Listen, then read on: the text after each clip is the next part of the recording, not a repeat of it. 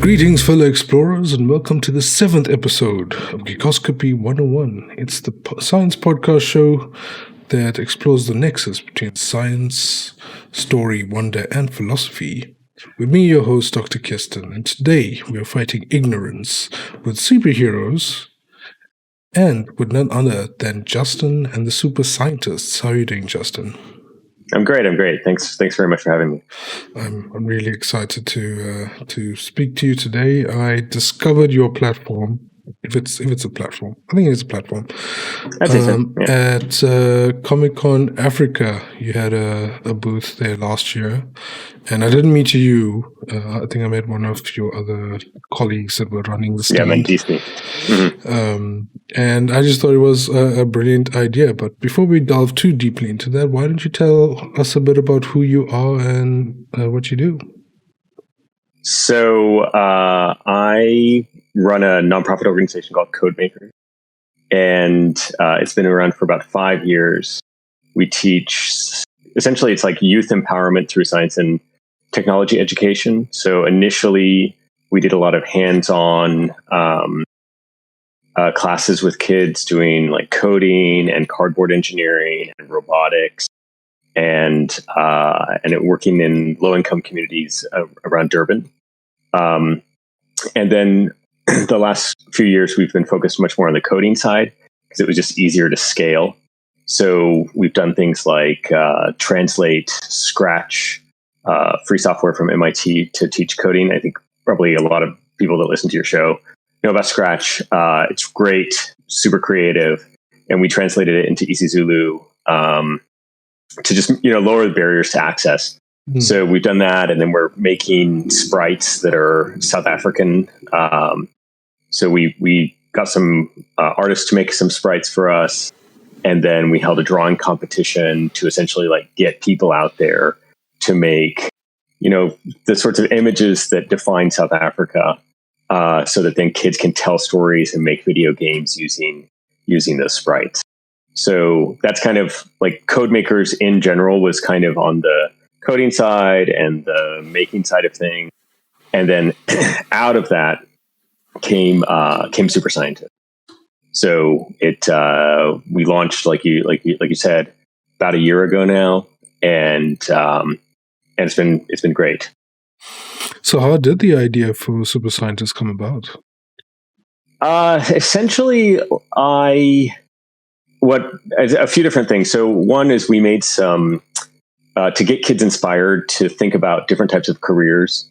As part of Codemakers, we interviewed a couple of scientists in their workspace, and we had them talk about their personal history, their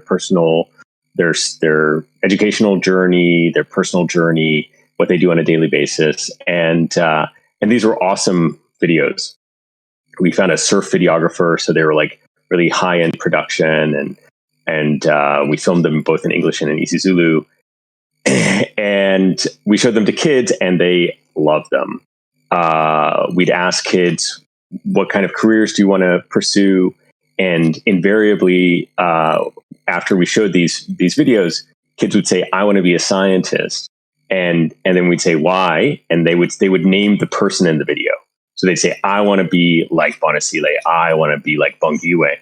So that was great. And we tried to find other people that we could, and because it was, pretty difficult to make like good quality videos, it was going to cost a lot of money to do so.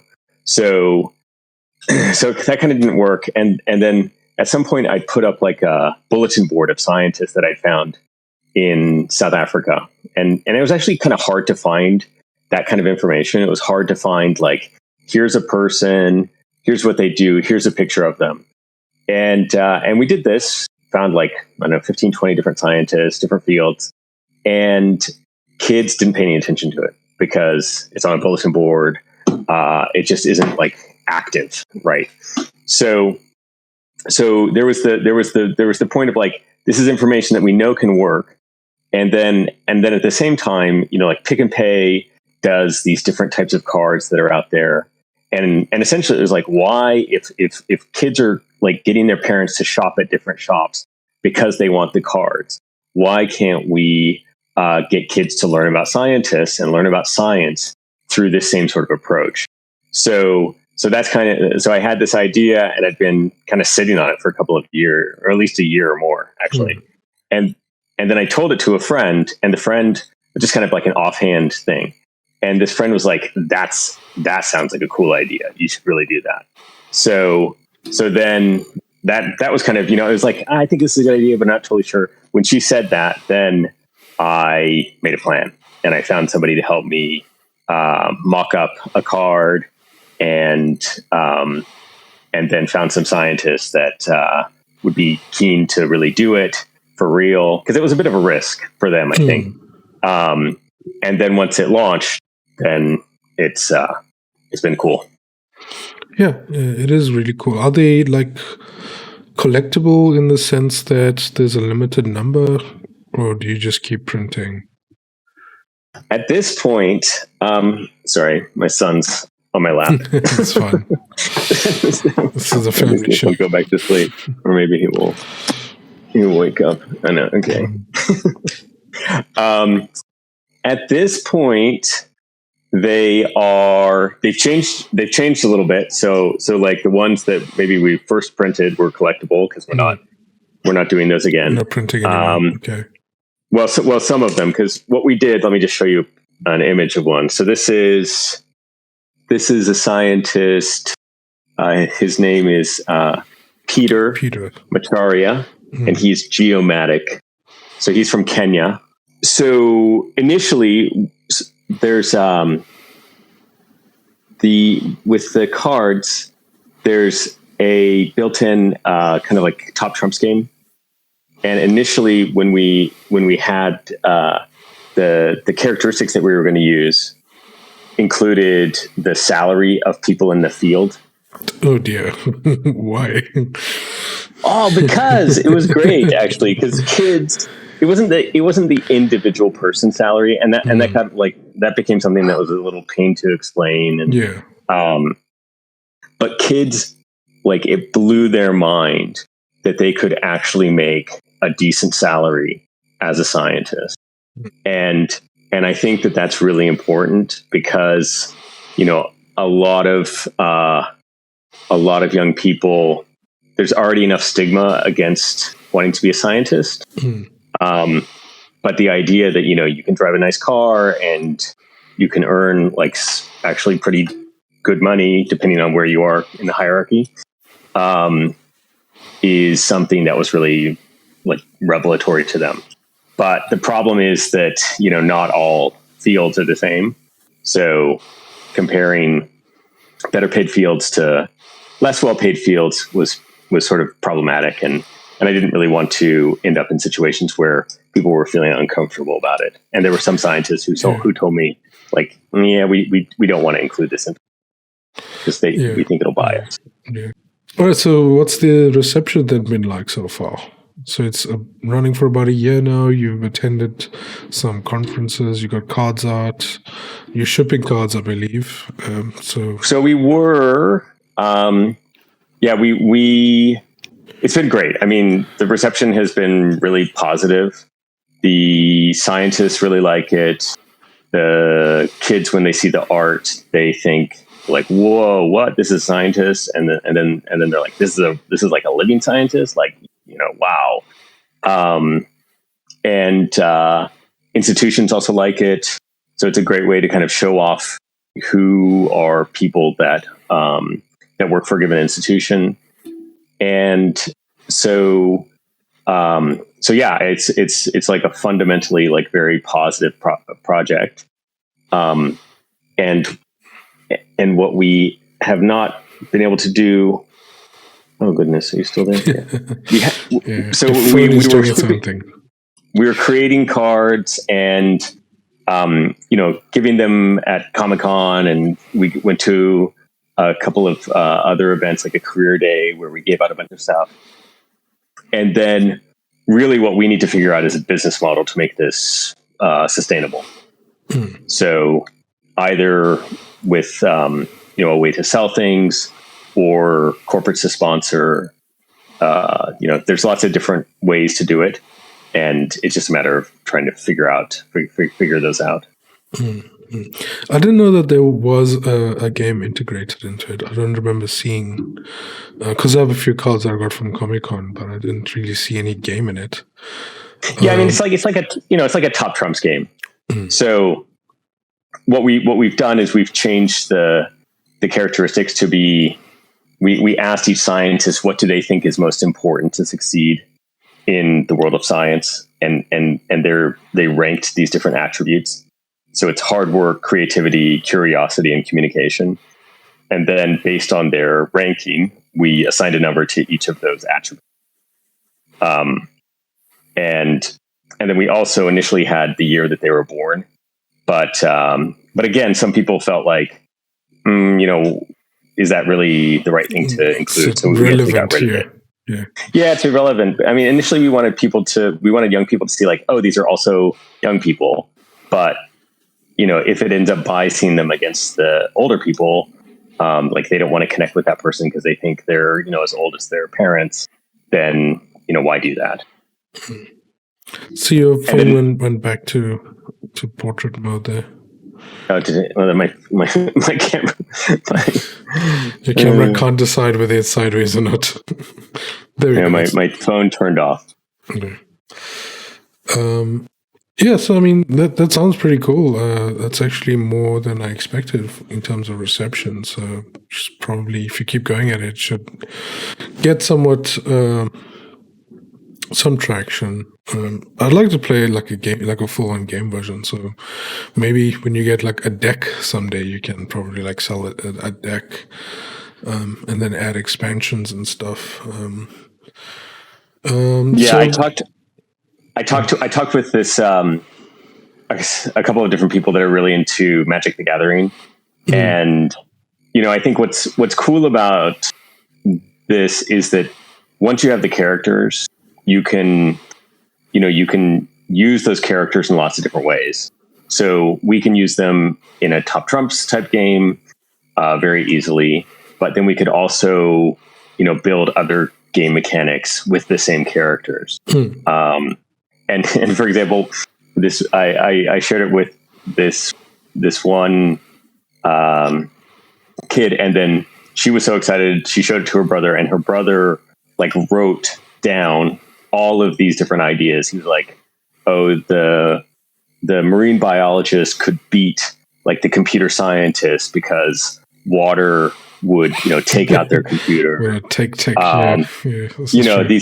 kind of like more nuanced game mechanics that would be fun to play.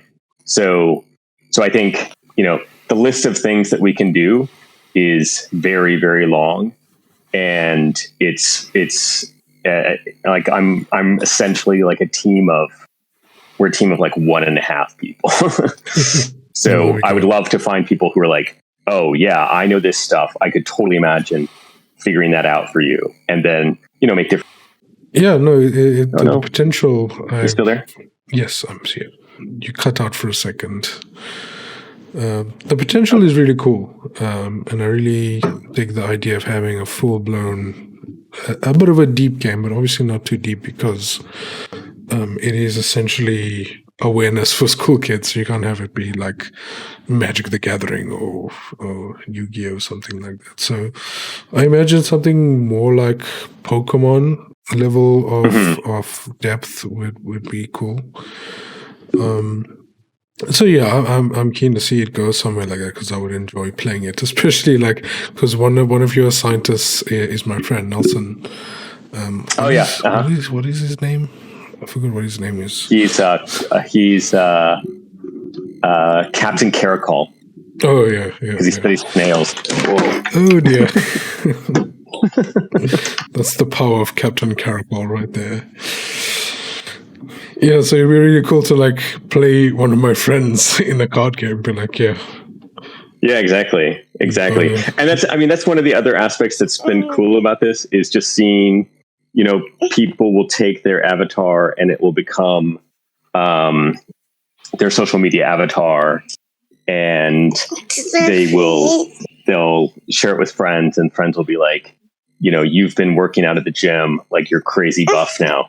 based on their character. So it's just fun. It's fun for scientists, when science can at times be, all that we know science can be. For sure. No, I think the possibilities are endless with this, and I'm keen to see where it goes. So, what's been one of your highlight moments during this journey? Like, has kept you going? What has surprised you? I think a couple of times when we've launched a new card, I've gotten people on social media or people have talked to the scientists themselves and said, this is so cool. When I was a kid, the only people that I thought could be scientists were like white men. Oh. And like, I'm going to take this and go show my kids that they can be, this is who they should think scientists are. So, and one person told me, like, somebody called her up, like, crying and like so emotional because it like it had such an impact on her, and she knew that it could have such an impact on like her kid or her grandkid. So that, I think, like, that's the whole point, like we want kids that we work with over in Cato Manor, Chesterville, to be able to name a scientist, see a scientist, who looks like them, and know that there are scientists out there with similar stories as they have, who are now doing like awesome work, contributing to global problems, contributing to local problems, and being part of the world of science that's doing cool stuff. Yeah, for sure. I can imagine you're probably going to get many more stories like that going forward. Yeah. And the idea that we need to kind of break down this idea of what a scientist looks like is getting a lot of traction online now. It's a big thing. It's a big thing on Twitter right now when it comes to scientists that are persons of color. And I think it is fairly important to show that you don't have to like look a certain way or sound a certain way in order to be in a certain position. It's really important that kids are shown that, okay, you have the potential to be anything. You don't have to, because you're from a certain culture or background or whatever, are excluded from anything for any reason. Yeah, totally. Totally. And I mean, another thing that's been really cool is one of the super scientists, her niece had to dress up as a superhero for some challenge that she was doing at school, so online schooling during coronavirus, dress up as a superhero. And she chose to dress up as a super scientist. And she came up with her own name, The Antidote. And she had like a lab notebook, and wore a cape and costume, and then I saw the picture on Instagram. Yeah, exactly. And so, it's just like this project has this like organic growth to it that, with a little bit of help, we can get lots of kids doing this. So after, when she sent in that picture, then I found an artist that could turn her pose into a character. And then, now what we're hoping to do is we're hoping to get a lot of kids that can do that. And already a couple of kids that, again, are this is like their mother's a super scientist, but they saw their mom dressed up or drawn as a super scientist. They want to get in on the action. And they're just interested in science. So now there's Fireball Girl, who like wants to eradicate coronavirus, and her brother, who I think is like 6, she's 6 and 8. He is really interested in nature and geology. So he's like Vol Man and wants to be able to detect volcanic activity early. So it's just like, that's getting kids excited. And then if they go on into taking science classes, awesome. If they go out and explore more, awesome. If they happen to go to varsity and want to study science, double awesome. But if they don't, they're still going to have just a better appreciation for this kind of thinking. Yeah, for sure. I think it definitely plays on the wonder aspect of science. This is a theme that comes up in the show time and time again, where it's like we are all of my guests and myself lament the fact of how science is taught in schools, and it's just a bunch of facts that are thrown at you and numbers and statistics, and the wonder is kind of lost. You kind of have to get the wonder outside of school. Which is kind of sad. But Yeah, I mean, 100%. that's why people like us exist, and like we try and bring the wonder back to the kids. Cosplay for science, those guys dress up and go to conventions, dress up in like pop culture characters. Francois Naudet he's an education scientist, so he looks at various ways of teaching science that's not like the old school way of reading from a textbook, or the terrible way of reading from a textbook. So yeah, I'm kind of gathering my own team of people who are trying to teach, we're trying to get the wonder back into science and 100%. show the kids that it is not as boring as it is portrayed in school. Because that's where you lose the kids, when you just like fire facts at them that they need to learn off by heart. For what reason, I don't know. But like, if we teach it that way, I don't think that the curiosity is lost. And that's what science is about. It's about the pursuit of knowledge and curiosity. And you kind of, as a human being, are born with it. And then it gets beaten out of you in school for some reason. It's so weird. So yeah, this is one of those things that definitely helps to counter that. So coming from the other side, if you want to get featured on Super Scientists, how do you go about that? So at this point, you can nominate somebody via our website. You can nominate yourself. And we've had, let's see, how many? We've had at least 4 or 5, I think, people that were nominated who we've turned into super scientists. So that's a way. And then at this point we have like a bit of a backlog. We have even now we have people that are drawn, who I just need to sit down and figure out their profiles and get their cards out. And again, what we really need to do is we need to figure out a way to fund everything, because I think that there are, we've profiled scientists in Kenya and Botswana. We have a Ghanaian scientist. There's Ugandan, somebody from Rwanda, and a lot of those came from a project around gender equity in science.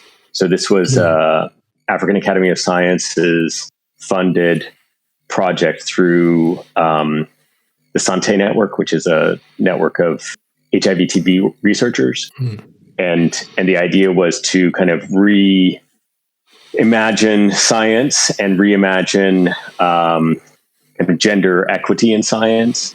And we were going to have a conference, and it was going to bring all these people together with their drawn as super scientists. And then, of course, Corona killed that the ability for us to run a conference. So instead, we had a big online campaign where we had the quotes of the scientists around different thematic issues of improving gender equity with their characters, and that was really, really quite successful. So yeah, there's we would love to have scientists from all sorts of different fields and make it Pan-African, and we're even talking to some scientists and some Black scientists in the States, in the US, to have some of them featured as well. So have an American series, and continue building out the scientists in African countries. Yeah, that sounds pretty cool. So you have been trying to do like conference type things and get the people together, which is cool. Sadly, of course, the world is different than it was last year, and it's going to be much more difficult. But online conferences are a thing these days. It has to be. So I'm guessing in the future, you're gonna have to do your conferencing online until things clear up. So you guys have a name for your entire group of superheroes, or do we just call it super scientists? I think thinking about this, I'd love to call it like lab rats or something, but that's maybe not the most positive. Yeah. But at this point, I think they're the super scientists, and it's one of these things where people are calling themselves super scientists now. So people that we've profiled, they're like, so it's great. It's they're like owning it, and that's what you want. So yeah, that's cool. I just thought it was interesting. Like maybe you could have like groups within there that specify maybe by science or science type, or even by geography. It would be cool. Maybe later down yeah, like the different. line. Yeah, no, totally. So like we did a group of marine scientists. So we have like 4 of them. And then the other thing that we're starting to do is we want to have champions. So we want to have people that are maybe not scientists, but are champions for science, or, science communicators. Yeah. There's one of the Santé scientists that we profiled. She was a epidemiologist, but then now she works for UNICEF, at the country or even really world level. And so she's essentially, building out programs, HIV treatment programs, and pediatric programs. So we want to have other people that are not just, in the lab. And the other aspect that we are very conscious of is that we don't want to profile just, professors.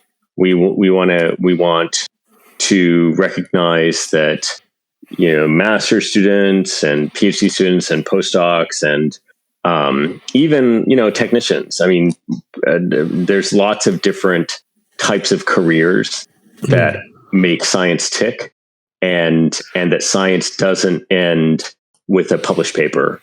It requires the advocacy people and the policy people, the communicators, the documentarians. And I think that can be really a cool way of kind of spreading the idea of super scientists, but also really recognizing these other careers and awesome people that do fun stuff, to help advocate for, preserving marine biomes and, turning HIV treatments or cancer treatments in the lab into things that people can actually afford. Yeah, I think it's really important to highlight that being a professor is not an end-all thing. I think the statistics is like less than 1% of people who enter tertiary education end up as a professor. So highlighting the fact that you could leave academia and become or get into private sector or government or consulting or anything like that, I think is really important for the kids, so that they can, I think, feel confident in pivoting if they realize, okay, I don't want to be a professor or I don't want to be a scientist at some point. Yeah, exactly. And I think another aspect is that, the professor can be really intimidating. So, and there's a lot of kind of survivor bias built into those people.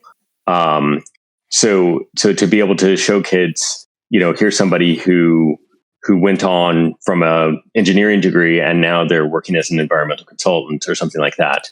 That science is everywhere and not stuck in university. I think that's another really important aspect. Cool.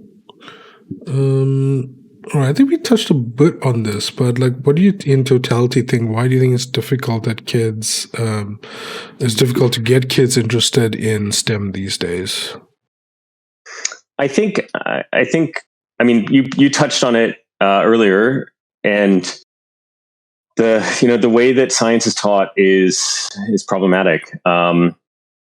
Kids love stories and they love characters, and they are pulled in 1,000 different directions, especially if they have access to the internet. So, when you see people on TikTok teaching, or not even teaching, but just like having fun with some science idea, YouTube slow-mo channels and elephant toothpaste experiments and things like that. Like, that's fun. That gets kids saying, I want to do that in my own house. And then they do it, and maybe they learn something, maybe they don't, but it's just like, it's a fun thing, and they start associating fun with science. Then that's going to kind of change how they think about their science classroom that might still be taught in a kind of traditional fact-based way. So I think that there's that aspect. And then another thing, I lived in San Francisco for a while, and in Silicon Valley, there's this like palpable feeling that you're in this geographic place where people are inventing things and creating companies, and there's just this kind of buzz in the air, and I think that we don't have that so much at least in Durban. Maybe in other parts of South Africa, but there's not that kind of expectation that science and technology and those, the importance of those things is kind of like baked into how people live.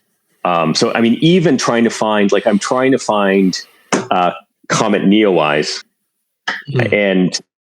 and I still am I looked at a couple of different astronomy websites in South Africa. I have not really gotten a clear answer as to where I can find it in the night sky. So, I think we kind of need to figure out ways that we can make it part of how kids live. And previously, I'd come up. One of the things that we want to do with super scientists is we want to make a calendar. So we'd have different scientists and other aspects of super scientists in this calendar, like a monthly calendar that you'd put on your wall. And then part of it would also be having different events, written onto the calendar. And it could be astronomical things. It could be, International Turtle Day. It can be the day that the Augulus 2 was commissioned and put into the ocean, and then kids are like, oh, what's the Augulus 2? So I think like the more that we can do that, the better as well.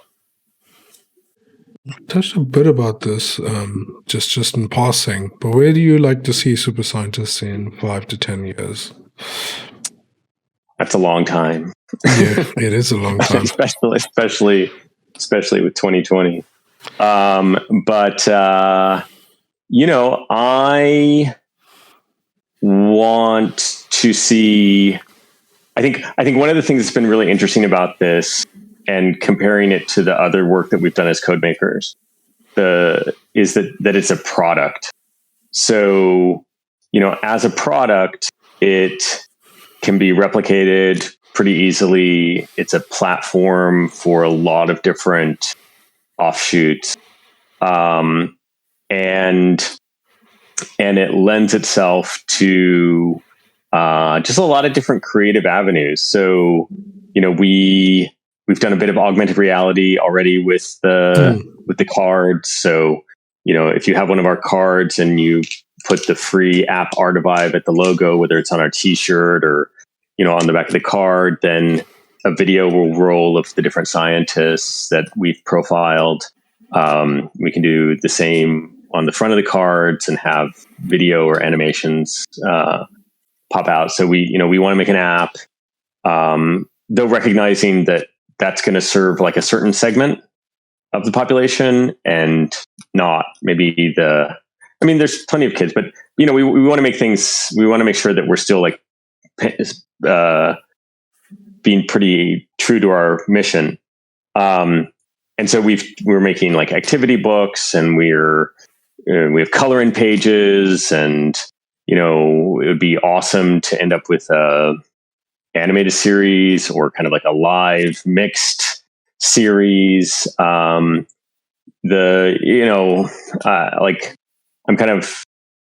don't like the idea of necessarily creating a lot more like plastic toys that are out there. And one of the things that we had to figure out was, how do we make envelopes that are paper envelopes? Because for our packs of cards, because it would be really easy to make plastic envelopes.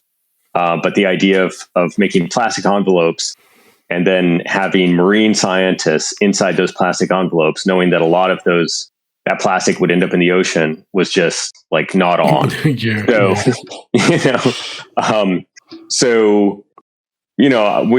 want to kind of explore all of the different products out there.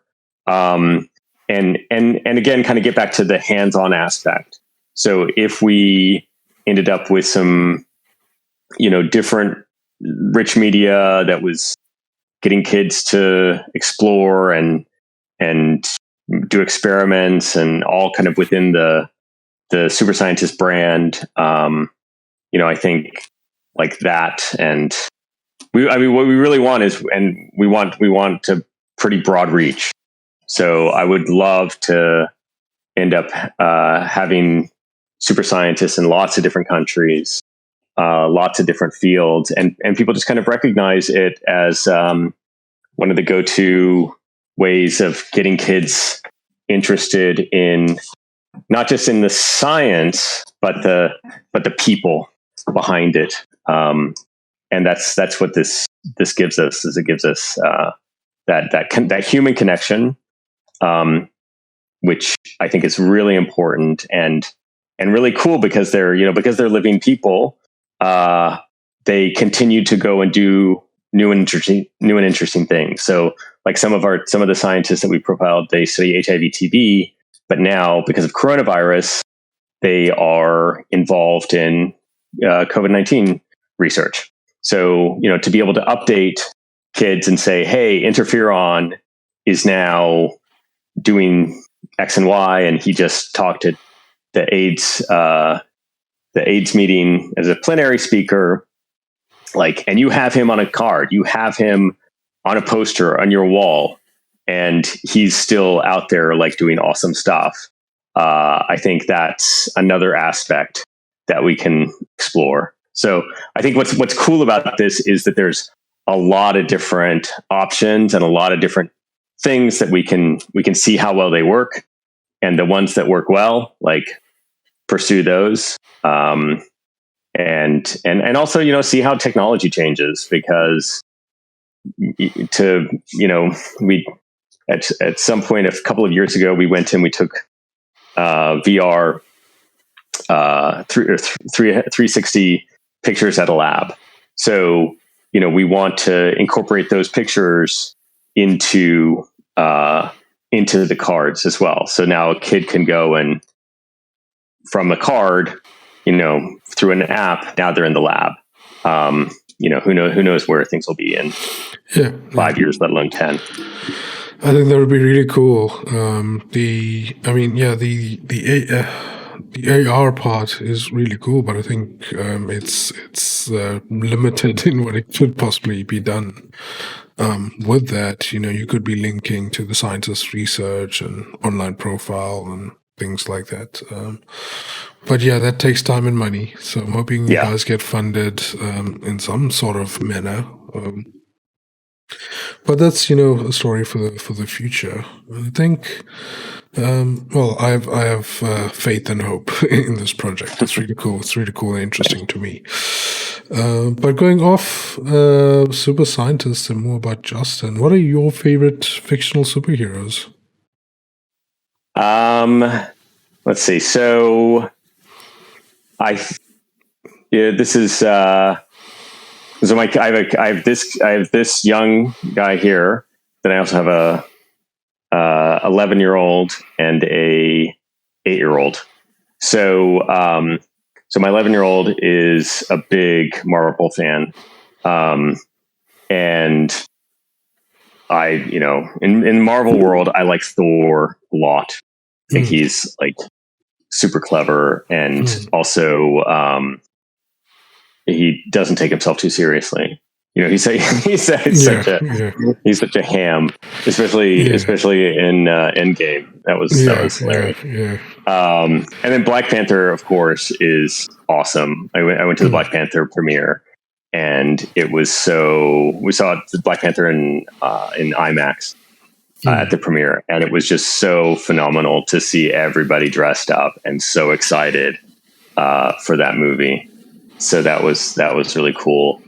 And then I was thinking about this question because, when I was growing up, I read Count of Monte Cristo, and it's not a superhero in some ways, but I think what's interesting about this superhero idea is that kids live through characters, and I kind of didn't realize that until I had kids myself. I mean, at some point I did. I was playing Chips, this like American cop show when I was a kid.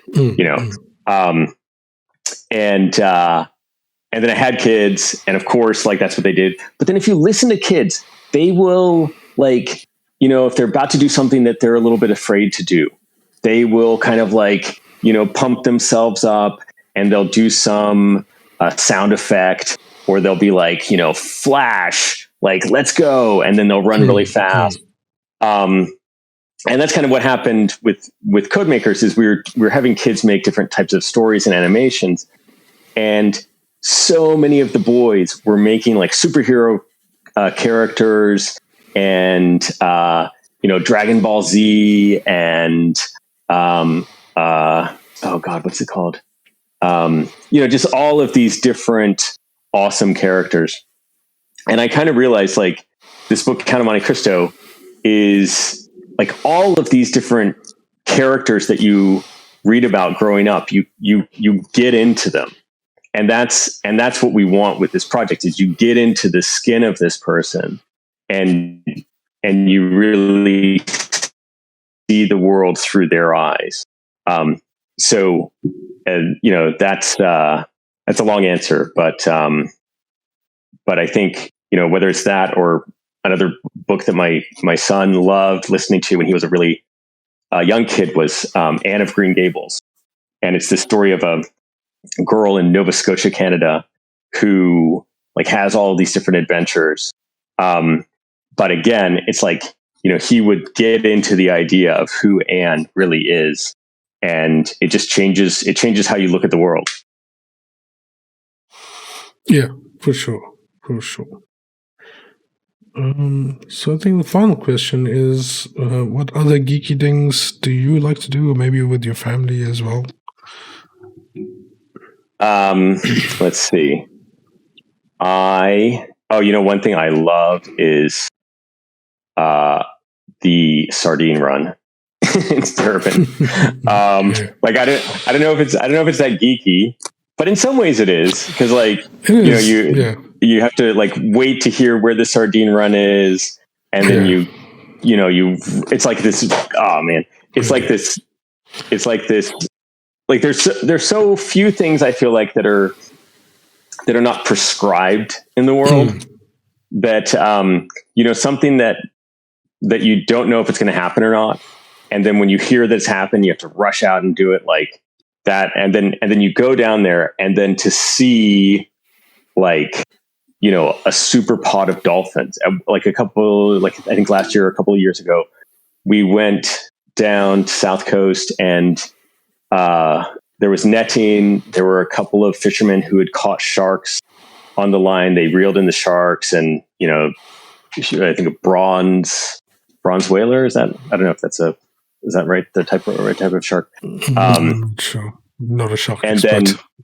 then they let it go, but like the activity, and then as we're leaving, there's like a super pod of dolphins with some 100, 200 dolphins that are feasting. So it's just like I really enjoy getting out into nature and kind of seeing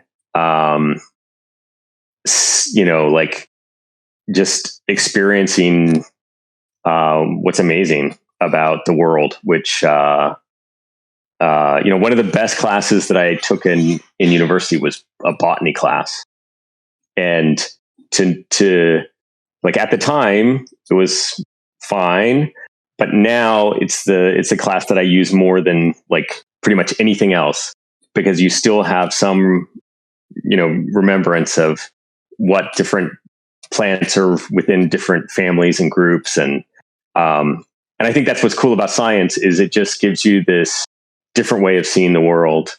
And for example, like the people have been, during lockdown, you can take like a spring onion, a green onion, and you use it up, and then you have like the last little bit, and if you put it in a glass of water, it'll grow like 2 centimeters in a night. So then I've just been taking like every single vegetable that we have, and then you use it up, and you just have that. You just have that meristem at the end, and like a Chinese cabbage, where we cut it off, and then it grew and like made like a regular cabbage again. But then this other time I cut it like too low, and so rather than like the whole cabbage coming out, it came out as like 6 different cabbages, like at each the last little bit. Interesting. So it's just cool stuff like that. And I found a bunch of moss in my braai, so I was just looking up how to make like a mossarium, which is a word I didn't know, but it's essentially that is new to me as well. Terrarium where you just grow moss. Just moss. Interesting. Yeah. Interesting. Can you put lichens in there? I don't know. Like that's, I think that's another cool thing about like having a science background, is you, I think, have a much greater propensity to say like, let me try it out. Let's, do the experiment, see what happens. Failed experiment, like no big deal. I wonder. Yeah. I think propagation and like gardening is one of the things people have turned to in lockdown. That and baking. People enjoy their baking and plant propagation. I made a lot of no rise bread. Turns out to be awesome. It's so easy. Easy, and you end up with this like beautiful, huge air bubbles, like awesome crispy crumb. Highly recommended. Interesting. No rice bread. I'll check it out. No rice.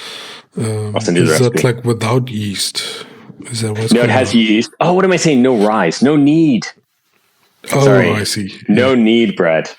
So you just like, it's so simple. It's like 3 ingredients, 4 ingredients, and you don't need it, and you have this awesome loaf at the end. Cool. Well, I think it's time to wrap up, but I'd like to think that I'll have you on in the future as science, super scientists proceed, and also maybe we can have a chat about Codemasters, because that's also something that's important for the kids for the future. You're not involved with this Kids Coding Academy, are you? Is that a different thing? I'm not. No. Yeah, what's interesting about teaching kids to code is for another podcast. Yes, indeed. And with that, I think it's time to pack up camp and head back to our labs and our fantasy worlds. But first, Justin, why don't you let our fellow explorers here know where they can find you and your work on the internets? Yeah, cool. Thanks a lot. So we are at superscientist.org. And then on social media, it's Sci Superheroes, so SCI Superheroes. And that's on Twitter, Facebook, and Instagram. And then Codemakers is codemakers.org.za. All right. So thank you, Justin, for joining me. It's been a really fun chat. And thank you to the listeners for sparing your time. I hope you had fun learning with us today. Otherwise, stay safe, keep well, stay tuned, and cheers.